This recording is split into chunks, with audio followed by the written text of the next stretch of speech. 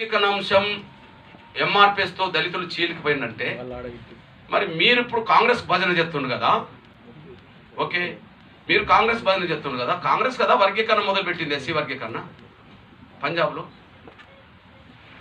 కాంగ్రెస్ కదా ఇక్కడ రాజశేఖర కాలంలో అసెంబ్లీ తీర్మానం చేసింది.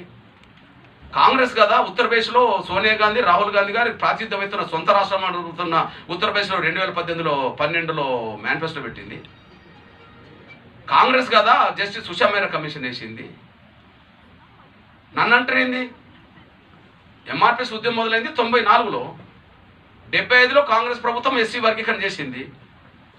రెండోది మనకి ఇక్కడ బీసీ వర్గీకరణ ఉన్నది. బీసీ వర్గీకరణ బీసీలను చీలగొట్టడానికి చేసిండ్రా? అట్లా చేస్తే ఆ దోషి కూడా మరి కాంగ్రెస్ అవుతుంది.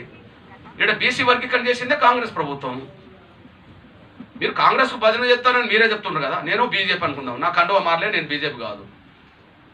ఓకే, చంద్రబాబు నాయుడు గారు ముఖ్యమంత్రి ఉన్నప్పుడు వర్గీకరణ చేస్తా అంటే నేను చంద్రబాబు నాయుడుకి అండగా నిలబడ్డా. ఆయన ఇచ్చిన పదవులు తీసుకోలే, నా కండువ మార్చుకోలే.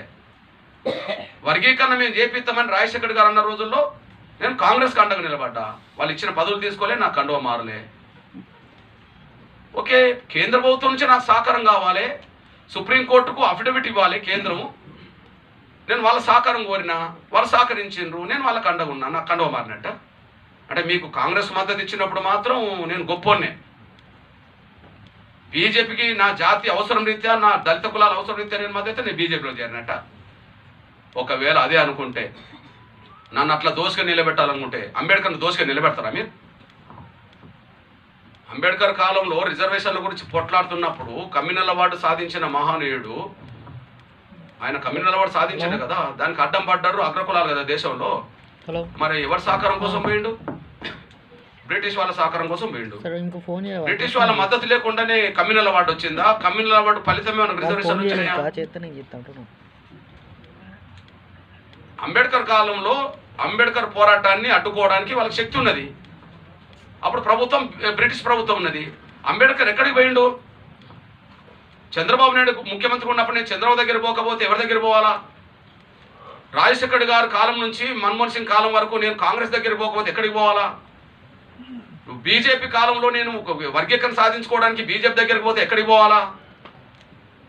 మీరు కాంగ్రెస్లో కానివ్వరు, బీజేపీ దగ్గరికి పోయి సహకారం కోరనివ్వరు. అంటే నా సమస్య పరిష్కారం కావద్దనే కదా.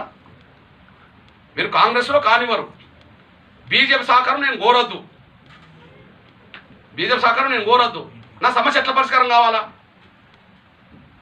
అంబేద్కర్ బ్రిటిష్ వాళ్ళ దగ్గరికి పోయి సాయం కోరి రిజర్వేషన్ సాధించడం కరెక్ట్ అవుతే, నేను బీజేపీ సహకారం కోరి నా వర్గాలకు న్యాయం చేయించుకోవడం నాది 100 రెట్లు కరెక్ట్.